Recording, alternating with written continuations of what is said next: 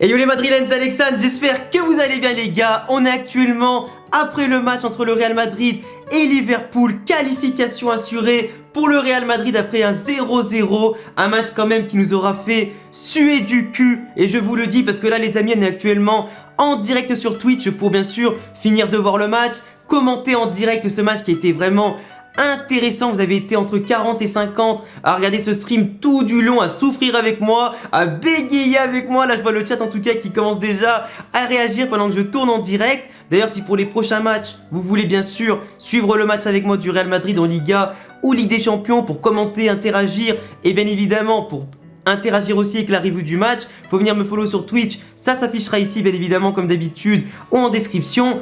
Mais vraiment les gars, je pense que là on a sué du cul. Mais quand je dis on a sué du cul, c'était vraiment, j'allais dire, l'inverse du match aller, tu vois. Le match aller, on les a bouffés du début à la fin, dans l'intensité, le jeu, l'engagement, dans les occasions, dans tout ce qu'on avait pu en tout cas créer et proposer, que ce soit les cadres, les jeunes, les anciens, les remplaçants, tout le monde était chaud au match aller. On leur avait laissé que 5 petites minutes pour marquer un petit but, pour nous faire un petit frisson, tu vois, avant qu'on les tue derrière avec le doublé de Vinicius. Là maintenant au match retour, on a clairement vu un Zinedine Zidane qui était, j'allais dire, hésitant déjà sur la tactique, sur les remplacements. Une équipe aussi qui était confiante, bien sûr, après sa victoire contre Liverpool au match aller, confiante après la victoire au Classico contre le Barça, mais qui était fatiguée. On a clairement vu une équipe qui physiquement arrive quand même au bout du rouleau, qui n'est pas à 3000% de ses possibilités. Je sais pas ce que vous en pensez le chat, mais vraiment, on avait une équipe là aujourd'hui qui était pas bonne. Franchement, une équipe pas bonne. Si en première mi-temps, on se mange au moins 2 ou 3 buts, franchement c'est mérité, c'est mérité. On aurait été dans la merde, on aurait dû sortir le dos du cul pour aller chercher la victoire à l'extérieur, marquer au moins ce petit but qui nous aurait mis tranquille pour qu'après Liverpool on mette minimum 3. Franchement, je suis un peu écœuré de la prestation offensive de l'équipe qui n'a rien proposé, on n'a quasiment jamais été dangereux. Je crois que le fait de jeu offensif qui était le plus intéressant, c'était un poteau de Benzema sur un centre dévié en première mi-temps, qui était du coup pas fait exprès. Et de l'autre côté, Benzema qui rate une tête, mais à bout portant, alors que d'habitude il te les met en pleine lucarne sur le côté, c'est facile. Mais offensivement, on n'a pas été bon. Vinicius, même si des fois il avait des prises de balles intéressantes, il finissait tout le temps en 6 mètres, il jouait à contre-courant du jeu. C'était très compliqué, très compliqué. Asensio derrière, pareil, lui il a été le dernier à sortir, enfin il est même pas sorti je crois, si, il est sorti à la place d'Isco dans les 10-15 dernières minutes, mais sinon il devait sortir en premier parce qu'il a vraiment rien apporté. Des fois des petits gestes de classe, des petits contrôles, les petites passes pour un peu réguler le jeu et faire remonter le bloc, mais sinon pareil des fois il redescendait trop, il faisait une passe qui revenait 30 mètres derrière, il allait en touche, il gagnait aucun duel etc. Franchement offensivement on n'a pas été bon. Benzema, il a été intéressant dans les prises de balles, mais le problème c'est qu'on a passé tellement de temps à défendre, on a passé tellement de temps à courir derrière le ballon et à avoir un bloc défensif hyper serré et super bas qu'on pouvait rien proposer. C'était vraiment différent du match aller si tu veux, où on était notamment hyper haut, on avait le ballon, du coup forcément le bloc de Liverpool lui était bas et quand on perdait les ballons on pouvait les récupérer derrière avec un double pressing hyper haut, du coup nos contres se faisaient sur les 20, 30, 40 derniers mètres, pardon. 30-40 derniers mètres, tu vois. Alors que par contre le Barça, c'était un petit peu le même schéma de jeu aujourd'hui. On avait un bloc de jeu hyper bas. Du coup, forcément, les ballons, on les récupérait, mais du coup, dans notre surface, on devait courir 80 mètres ou 70 mètres, ce qui était quand même très fatigant pour les attaquants, pour le bloc de remontée. Beaucoup plus d'efforts à faire, forcément, vu que tu cours derrière le ballon, que tu cours derrière les attaquants, et qu'après, derrière, tu dois contrer sur 70 mètres. C'est très très compliqué, tu vois. Mais du coup, si on fait le bilan de match-là au match retour, que ce soit la première ou la deuxième mi-temps, on a quand même eu, je sais pas, franchement, beaucoup de difficultés à créer du jeu, déjà à défendre, ça a été hyper compliqué, franchement. Je pense qu'ils n'arrivaient pas à trouver la solution, et en plus Klopp, au niveau tactique, il s'est réveillé par rapport au match aller où il a proposé une équipe qui techniquement et mentalement s'est fait dépasser dans tous les sens du terme, mais au niveau tactique, au deuxième match, on a clairement vu une stratégie anti-Kroos et anti-Modric qui nous a empêché de créer du jeu. Dès que Kroos et Modric, qui avaient trop de liberté au match aller, cette fois-ci n'en avaient pas du tout, ont dû prendre le ballon, ont dû temporiser le jeu pour bien réguler les temps forts, les temps faibles. Bah, cette fois, ils avaient un mec qui était collé, si tu veux, directement sur eux. Et si jamais ils réussissaient le contrôle orienté ou un 1-2, t'avais limite un deuxième, voire un troisième mec derrière. Ils étaient harcelés de tous les côtés, ce qui a fait du coup que Kroos, il a dû faire zéro transversal quasiment, voire une ou deux pas plus, parce que d'habitude il en claque 8, 9 ou 10 un peu plus. Modric pareil, il faisait aucune différence balle au pied, il avait du mal si tu veux à repartir, à gagner des mètres etc.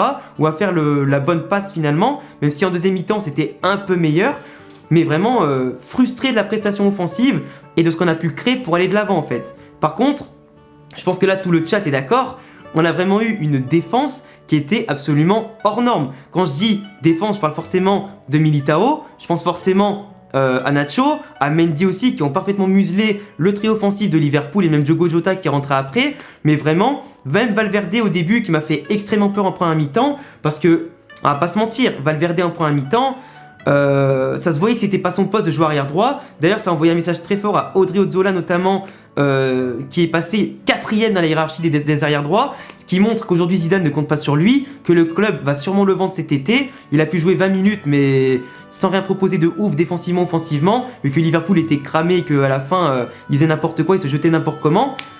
Mais vraiment, à ce niveau-là, Valverde, il a quand même été plus en confiance quand il a repris sa place au milieu de terrain en deuxième mi-temps, quand Kroos est sorti et du coup Odriozola est rentré, qu'autre chose. Parce que Valverde, on a bien vu, et là je pense que c'était une tactique exprès de Zidane, pour conserver l'avance du match aller, le 3-1, il a dit aux latéraux Mendy et Valverde, ne montez pas, ne dépassez pas une certaine limite. Et du coup, on a bien vu qu'il y avait très peu de dédoublements avec les ailiers, comme Asensio et Vinicius. On a rarement vu Mendy aussi bas, on a rarement vu aussi Valverde aussi bas. D'un côté, c'est la faute de Liverpool qui a très bien joué en possession, qui a bien su nous épuiser en tout cas et nous étouffer au pressing et les doubles pressing. Et c'est clair que du coup nos latéraux ne pouvaient pas monter. Et du coup déjà qu'on n'avait pas l'occasion vraiment d'avoir la balle en temps normal pour attaquer et construire les occasions, bah malheureusement nos latéraux n'avaient pas la liberté aussi de monter pour créer du football quoi.